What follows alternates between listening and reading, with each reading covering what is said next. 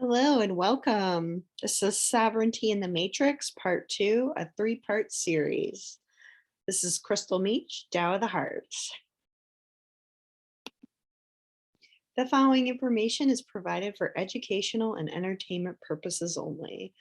All the videos, songs, images, and graphics used in the video belong to their respective owners, and I or this channel does not claim any right over them. Copyright disclaimer under Section 107 of the Copyright Act of 1976. Allowance is made for fair use for purposes such as criticism, comment, news, reporting, teaching, scholarship, education, and research. Fair use is a use permitted by copyright statute that might otherwise be infringing. This is not legal advice. If you need legal advice, seek competent legal counsel and please be advised. This is not medical advice. If you need medical advice, seek a medical professional and please be advised. This is not financial advice. If you need financial advice, seek a financial professional and be advised. What is sovereignty? The supreme, absolute, and uncontrollable power by which any independent state is governed. Supreme political authority. Paramount control of the Constitution and frame of government and its administration. The self-sufficient source of political power from which all specific political powers are derived. The international independence of a state, combined with the right and power of regulating its internal affairs without foreign dictation. Also, a political society or state which is sovereign and independent. The power to do everything in a state without accountability. To make laws, to execute, and to apply them. To impose and collect taxes and levy contributions. To make war or peace.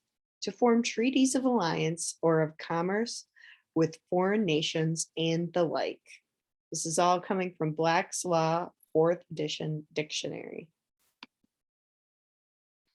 Authority.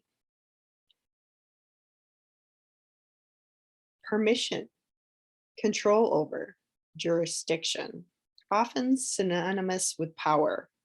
The power delegated by a principal to his agent.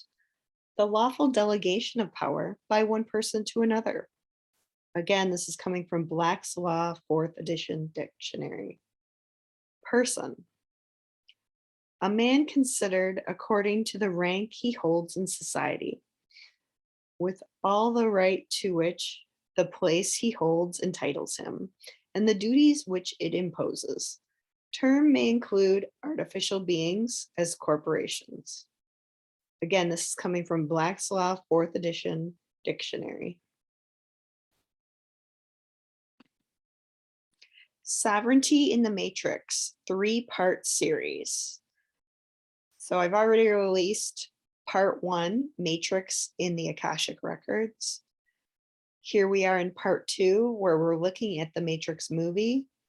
And then in part 3, a template for sovereignty in the Matrix. In part 1, we concluded that there was an importance of building a foundation for meditation and prayer, patience, vulnerability, and heart. Here in part 2, we're looking at freeing the mind. Our agenda for part 2. We're going to put this movie in context by first looking at the setting, the plot, and the definition of the character names. Then we're going to get into Neville Goddard's unique perspective and how it's applied within the Matrix movie. And then we're going to go with an analysis scene by scene. We'll conclude part 2 and summarize it. Then we'll show you the merger of intuition with conceptual understanding. And then finally, we'll get to part 3 of the series, which is a template for sovereignty.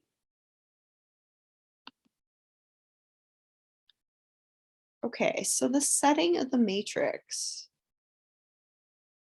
There's 3 basic settings. There's the physical world, And there's a portal between the physical world and the matrix simulation. And then there's the matrix itself. So the physical world, there's machines, often they say sentinels in the movie, that have taken over Earth, which looks like a dark ruined city. And there's a colony called Zion, which is all that's left of men and women. And Zion has ships, and this movie is specifically setting on a specific ship called, I don't even know how to pronounce that. Starts with an N. um, Men and women are now spawned in pods rather than born, and their bodies are batteries. So their bodies provide the energy for the machines, and their minds are hooked up to a program where their reality is the matrix. Um, and then we get into the portal between the physical world and the matrix simulation. So in this portal, it's kind of portrayed as an antique abandoned hotel.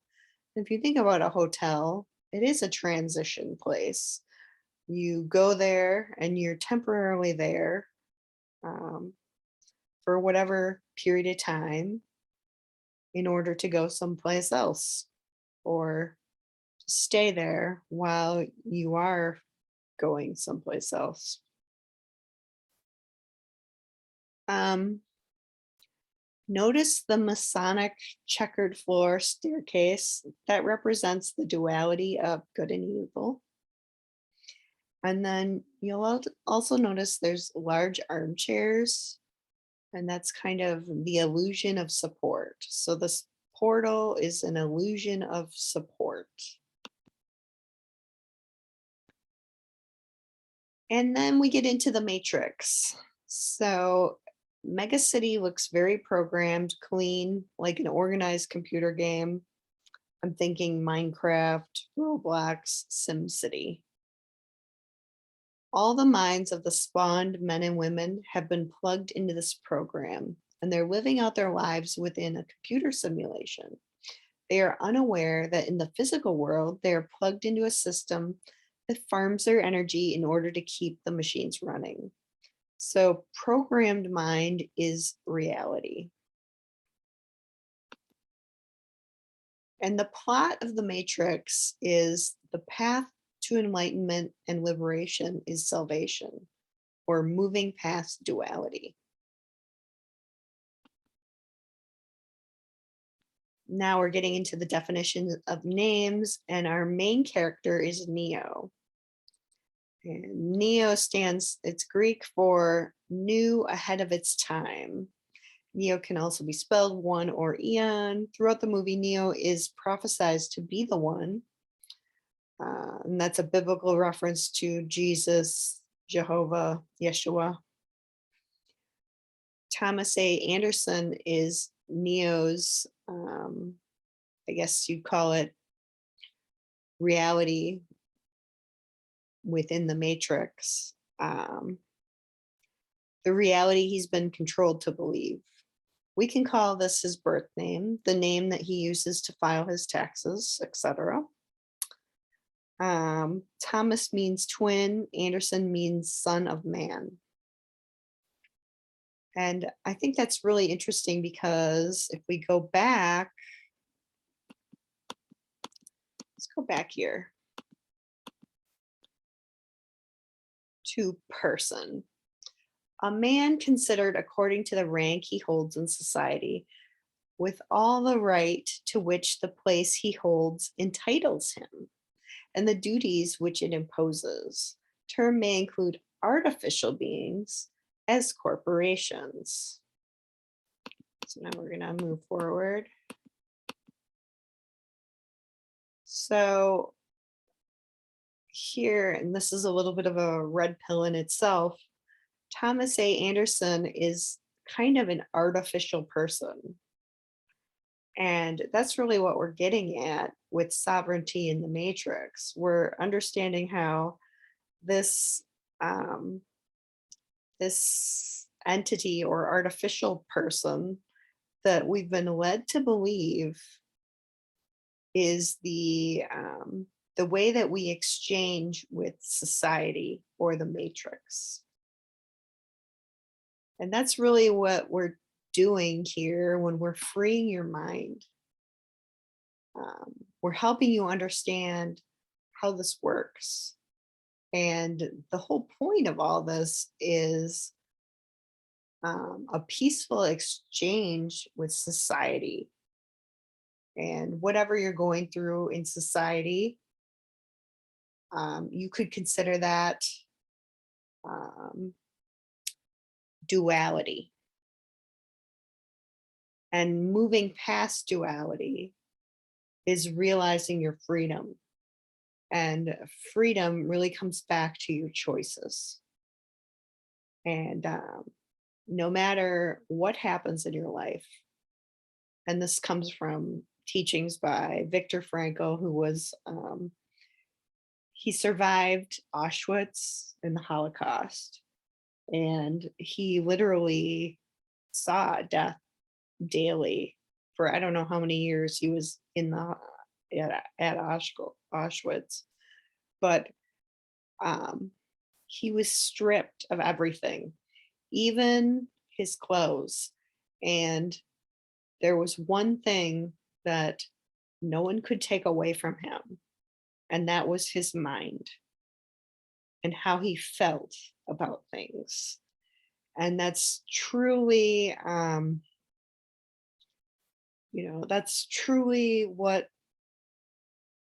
the whole point of freeing your mind is, really understanding your truth and understanding your freedom, even though everything's been taken away from you in your life. You still have feelings about it. You still have thoughts about it.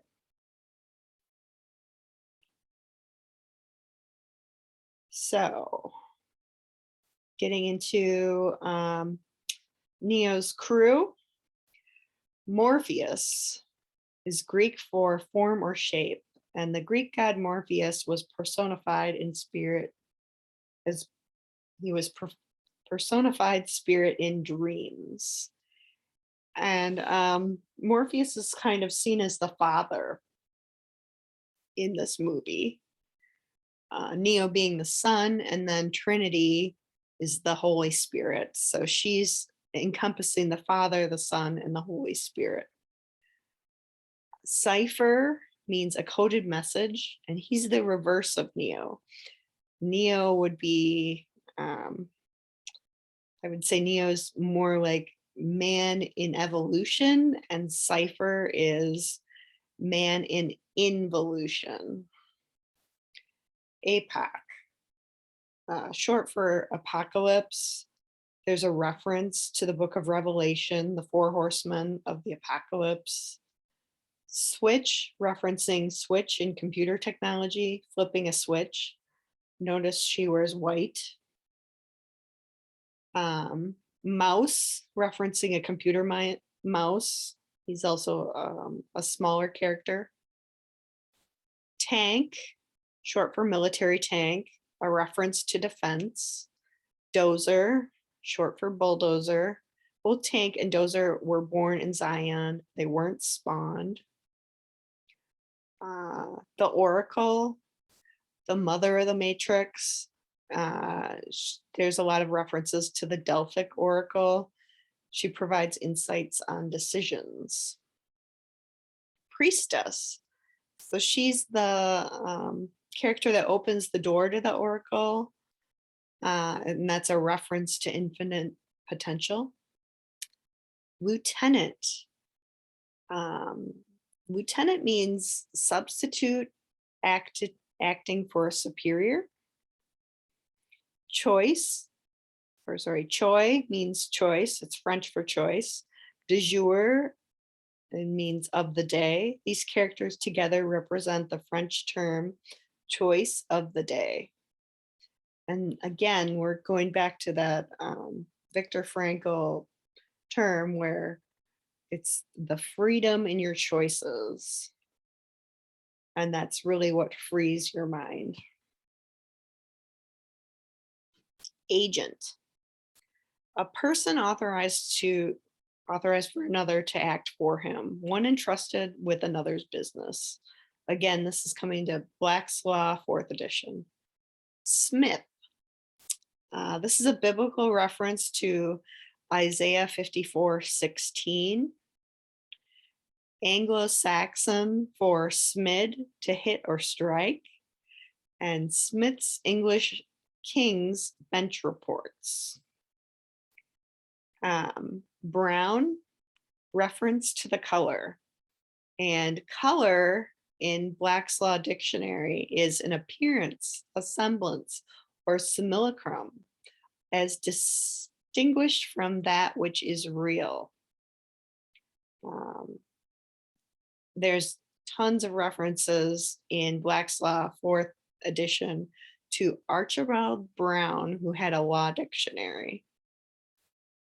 And then Jones means son of John. John, Yahweh is gracious. Black's Law references 2 English King's Bench reports, Sir Thomas Jones and William Jones. So that's really important because this Black's Law dictionary is going to come up over and over again. And that's really where we're understanding and freeing our mind from what we've consented to and the choices we've consented to.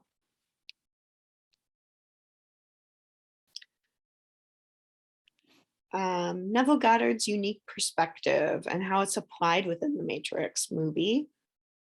I'm going to quote here from The Law and the Promise. A figure of speech is used for the purpose of calling attention to, emphasizing, and intensifying the reality of the literal sense. The truth is literal. The words used are figurative. Every word of God proves true. He is a shield to those who take refuge in him. So we live in a world that plays on the opposite, where the truth is figurative and words are literal. Have you ever heard this phrase? Figures don't lie and liars figure.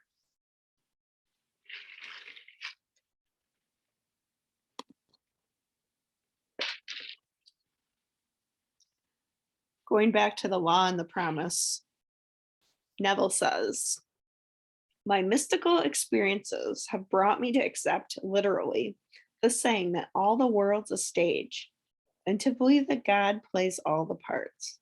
The purpose of the play? To transform man, the created, into God, the creator.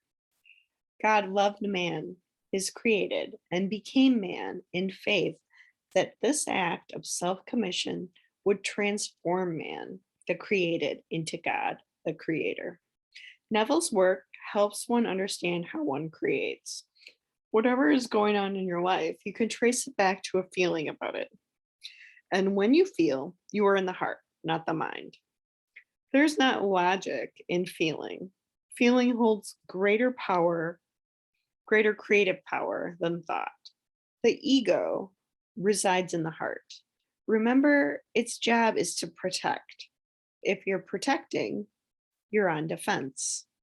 What are you defending from? The past?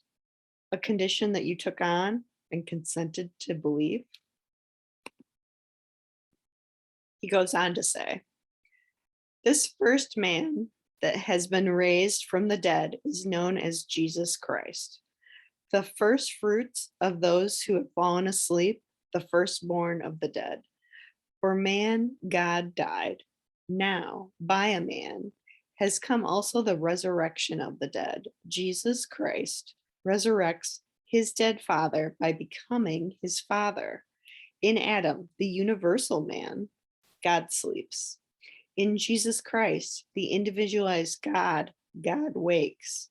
In waking, man the created has become God, the creator, and can truly say, before the world was, I am. Just as God in his love for man so completely identified himself with man that he forgot that he was God, so man in his love for God must so completely identify himself with God that he lives the life of God, that is, imaginatively. So, imagination holds the key to freeing the mind. Neville Goddard's unique perspective. And now we're looking at the Feeling is the Secret book. And he says, quote, sleep is the door into heaven. What you take in as a feeling, you bring out as a condition, action, or object in space. So sleep in the feeling of the wish fulfilled. As in consciousness, so on earth. Prayer, like sleep, is also an entrance into the subconscious. This is why building a foundation of meditation, patience, vulnerability, and heart feeling is so important. It is first needed in order to free the mind. So now we're getting into the scene by scene analysis of the matrix. We're helping you free your mind. And the words you once believed were true, in fact, may have an entirely different meaning.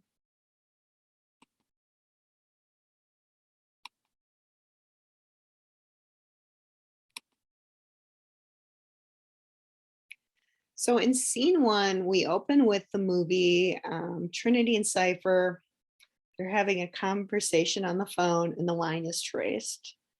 Agents roll in, and quote from the movie says, Lieutenant, you were given specific orders. Hey, I'm just doing my job. Give me that my diction crap. You can cram it up your ass. The orders were for your protection. I think we can handle one little girl. I sent 2 units. They're bringing her down now. No, Lieutenant, your men are already dead. So, looking at this scene, and we're breaking this down where it says specific orders. So, agents have a higher authority than the police. And we see that by lieutenant when he says lieutenant. In jurisdiction, each level of authority has a jurisdiction. It's defined. And protection. So defense. Defense from what? Defense from what is beyond authority? Lieutenant. So lieutenant means a substitute acting for a superior. An agent, a person authorized for another to act for him. So who is this agent? Why are they acting for another?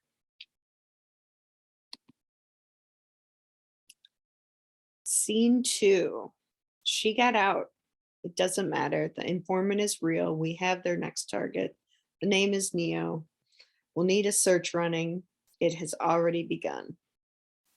So they're looking to find the next target and why. They're only playing the part they were created to be.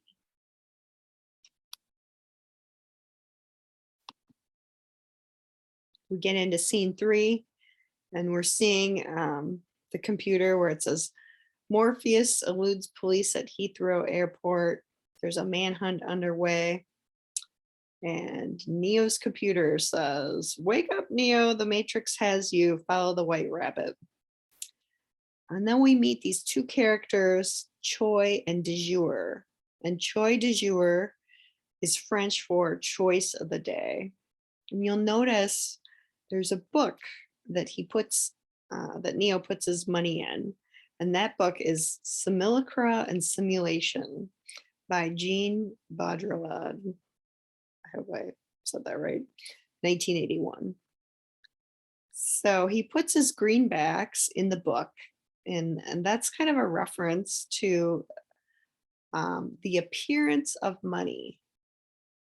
And I say that because he's putting money in a book on simulation.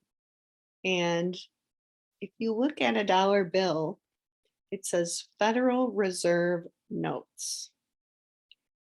And if you look up Black's Law Dictionary of money, money does not embrace notes. So right there is an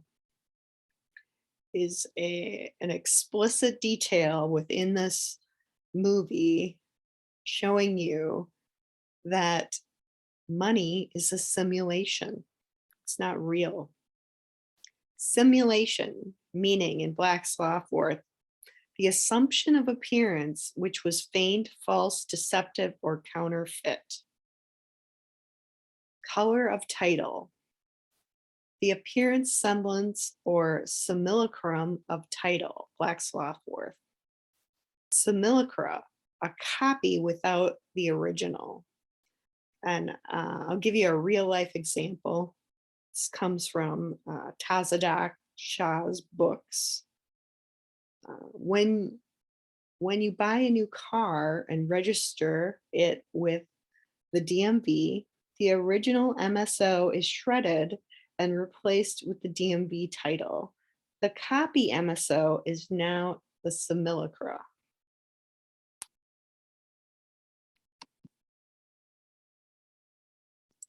Scene 4. Neo meets Trinity. She says, "You're looking for him. I was looking for the same thing when he found me. He told me I wasn't really looking for him. I was looking for an answer. It's the question that brought you here. It's the question that drives you. You know the question just as I did." Neo says, "What is the matrix?" And Trinity says, "The answer is there. It's looking for you and it will find you if you want it to." And we come back to Neville Goddard, his book Law and the Promise. But after God rises in one man, that man will say to his brothers, "Why stand we here, trembling around, calling on God for help, and not ourselves, in whom God dwells?" So, whatever it is that you are seeking outside of yourself, you already have it within you. And it can be really hard to hear that in the middle of whatever life has thrown at you.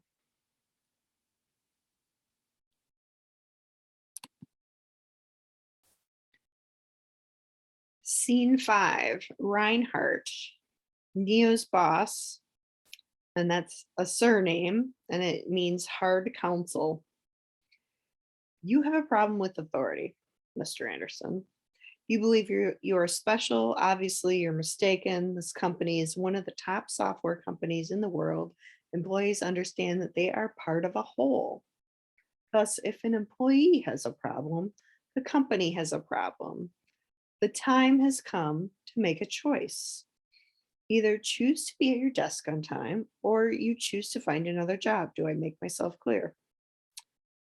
So interesting in those words. Every word is, I mean, it's a seed to freeing your mind. So employees understand that they are part of a whole. Plus, if an employee has a problem, the company has a problem. That's so interesting because when we were looking at the Akashic records in the prior part one series, there was the discussion of how meditation creates this rupture. So as you open up to spirit or the life source or you or God or however you describe that, um, it creates a rupture in what um, in what has been created in the matrix. And notice it's time to make a choice. So it's all about choices. So there, I'm explicitly explaining to you how choices are so important to creating your reality and freeing your mind. Authority, permission, control over jurisdiction, the lawful delegation of power from one person to another. Counsel, advice given by one person to another in regard to a proposed line of conduct, claim, or contention. Jurisdiction, the word is a term of large and comprehensive import and embraces every kind of judicial action. And jurisdiction was like a page long in Black's Law, 4th edition. So that's just probably the first sentence of that whole page. Neo. This is insane.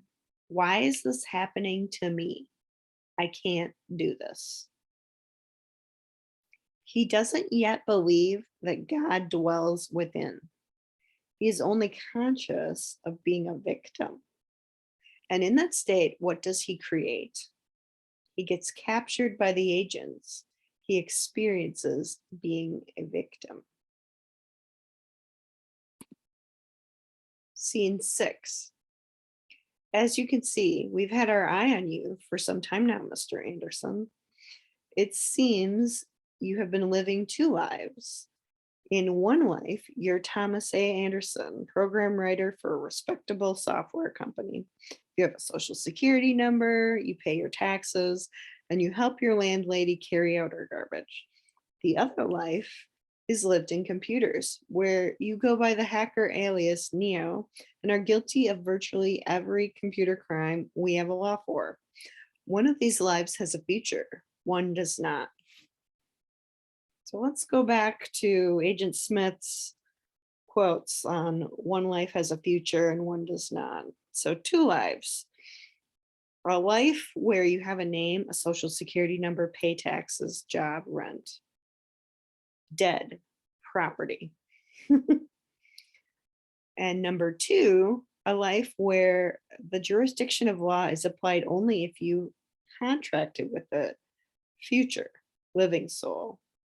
So that's, again, where it appears as though he's insinuating in this quote that Neo's life is has a future as Thomas A. Anderson, but actually it's the other way around, isn't it?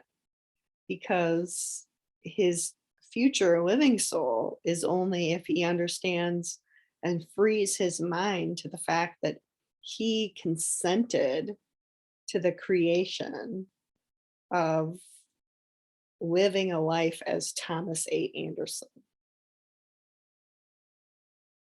So there's a contract offer here. Which life will be chosen? Again, we're going back to a choice.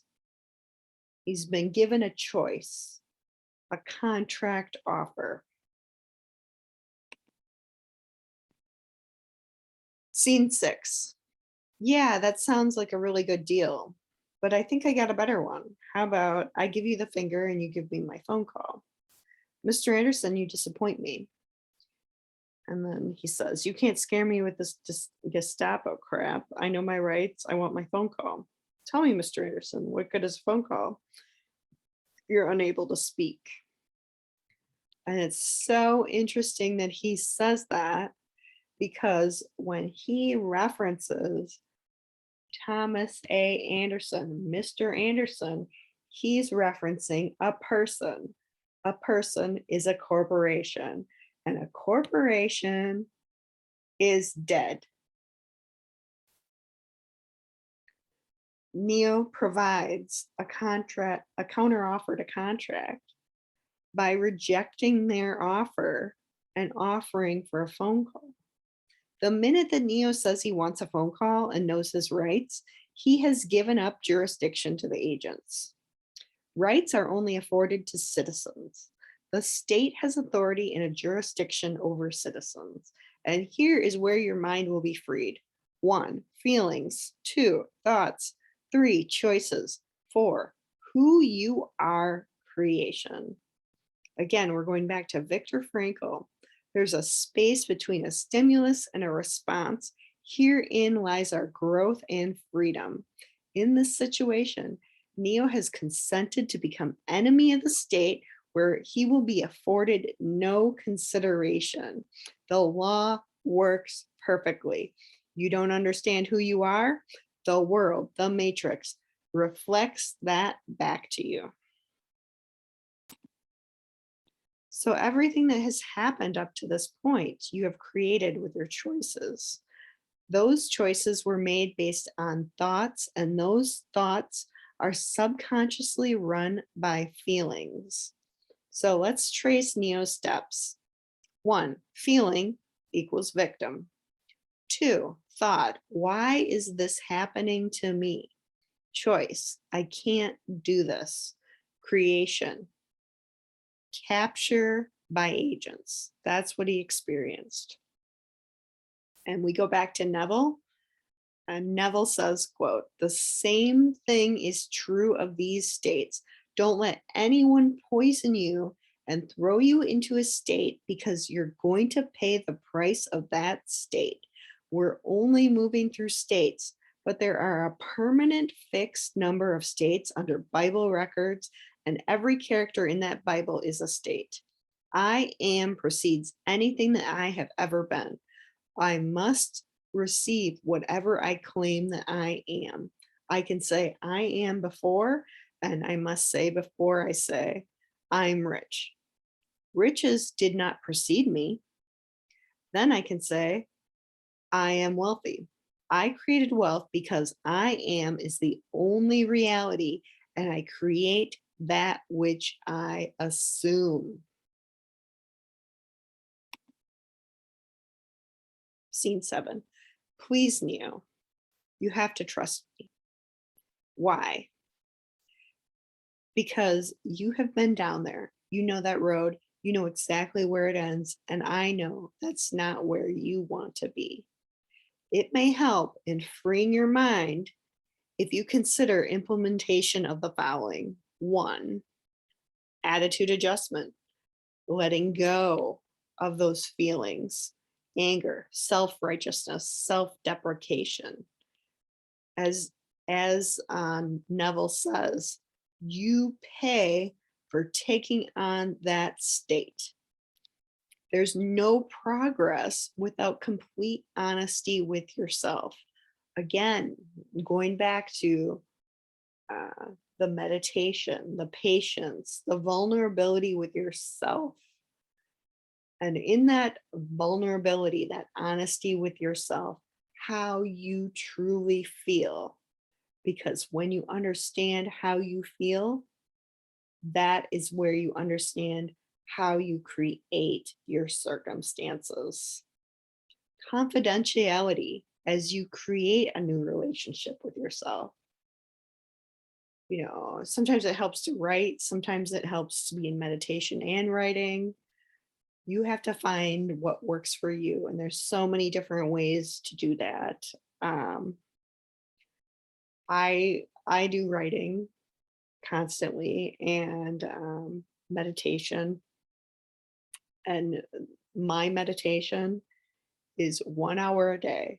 No matter what happens in my life, I make sure I have that 1 hour a day of meditation, quiet, peace, in order to hear the wisdom that comes through the spirit. And you're constantly asking, how do I do this? How can I continue to work with spirit? That's a constant in my life. And then 4, regret is a good teacher and it can aid healing. Self recrimination is paying again for what has already been forgiven. You pay for that state. You did the best you could with what you had. Pain is a reality, a feeling, bringing us back to providing nourishment for ourselves. And once we heal, we operate in the present, not in the ego that was trained to protect and defend from the past.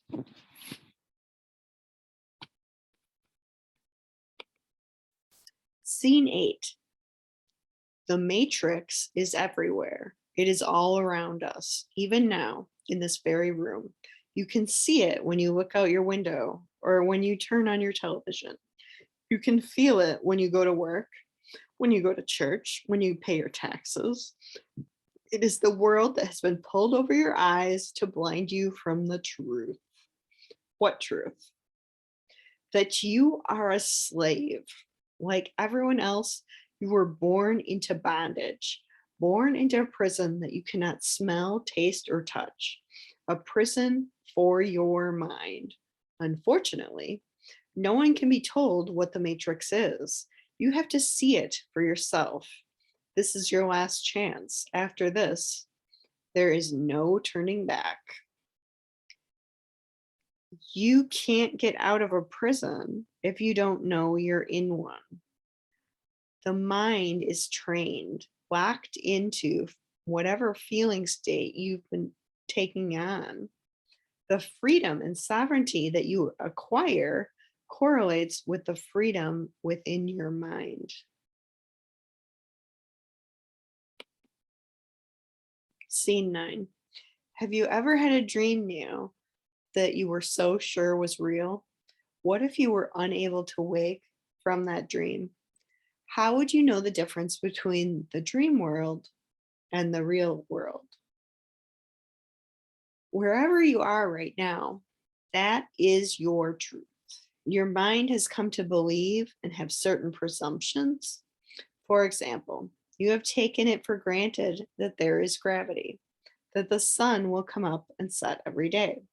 There is a moon, that the earth is round. Think about your life, your home, your clothes, your body, your family, friends, your name. With all these material things, what do you believe? What do you desire? What if you realized that wasn't the truth? I'll give you a good example, a very old example. You may have had history class once, and there was discussion how hundreds of years ago people thought the earth was flat, not round. So those people lived based on the assumption.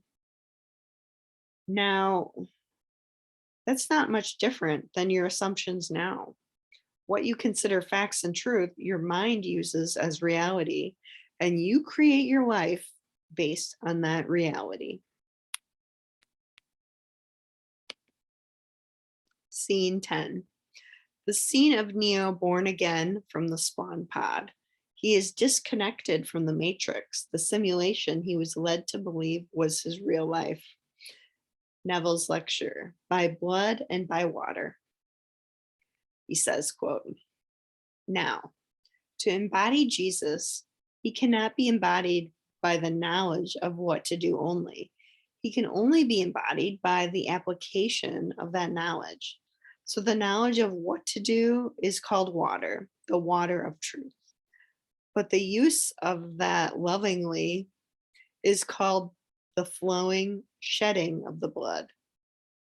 So here we find the symbols that always accompany birth, that which is presented in this mystery. You are told the limit is within you.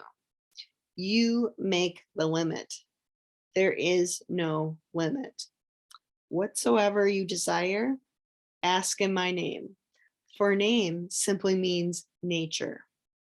If I wanted to be in a house and to feel that I am the occupant of that house, there is a certain feeling, a certain nature that goes with it.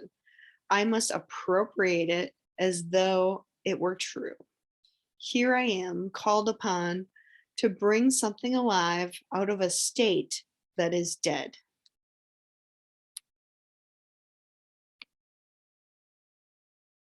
Scene 11. Your muscles have atrophied and hardly work. Why do my eyes hurt?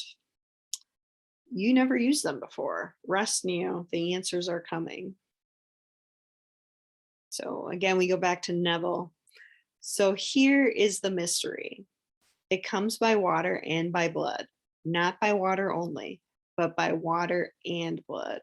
This is the great mystery of the incarnation, the death, and the resurrection. 5th chapter of John. Little children, keep yourselves from idols, for here he is trying to reveal the true creative power that is in man. It sleeps in man as his passive mind. As you unfold the mystery, it awakens from its passive state into its active state. And the birth of active mind is truly the resurrection of Christ in man. It is Christ in man. It is Christ in man that is the hope and the glory. Scene 12. This isn't real. What is real? How do you define real? If you're talking about what you can feel, what you can smell, taste, and see, then real is simply electrical signals interpreted by your brain. This is the world that you know. The world as it was at the end of the 20th century. It exists now only as part of a neural interactive simulation that we call the Matrix. You are a living soul that operates a physical body. The more that you work with this in meditation and prayer, the more you're able to understand your power. And the more that you understand your power, your choices start to change. How do you respond to the world changes? The mind no longer takes over your life, it integrates with all of you. You recognize all of you. What is the Matrix? Control. It is a computer generated dream world built to keep us under control in order to change a human being into this. And Morpheus shows a battery. In your experience of the world, how is your energy used? Is every resource used for a system? For example, do you live paycheck to paycheck? Do you rely on a system in order to survive? The whole point in this is to integrate within the matrix in a way that you also receive back. You are changing your relationship and exchange with the world. You're making peace with it, helping training in a new way by embodying your true identity as a living soul. Scene 13. When the Matrix was first built, there was a man born inside who had the ability to change whatever he wanted, to remake the Matrix as he saw fit. It was he who freed the first of us and taught us the truth. As long as the Matrix exists, human beings will never be free. After he died, the oracle prophesied that he would return and that his coming would hail the destruction of the Matrix, end the war, bring freedom to our people. That is why there are those of us who spent our entire lives searching the Matrix, looking for him. I did what I did because I believe the search is over. Get some rest. And what Morpheus just said here is exactly as Neville described. And Neville says, quote, "This first man that has been raised from the dead is known as Jesus Christ, the first fruits of those who have fallen asleep, the firstborn of the dead.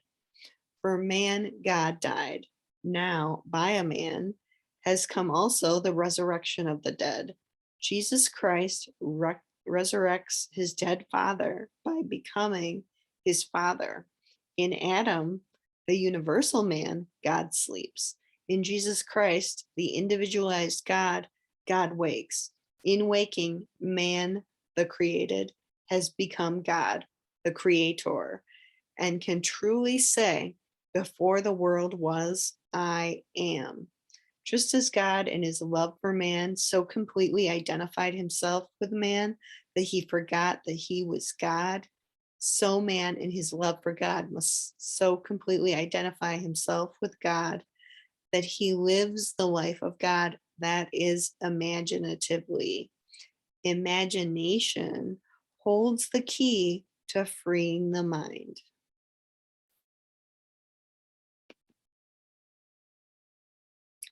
I'm going to stop right there and I'll continue this series of part two.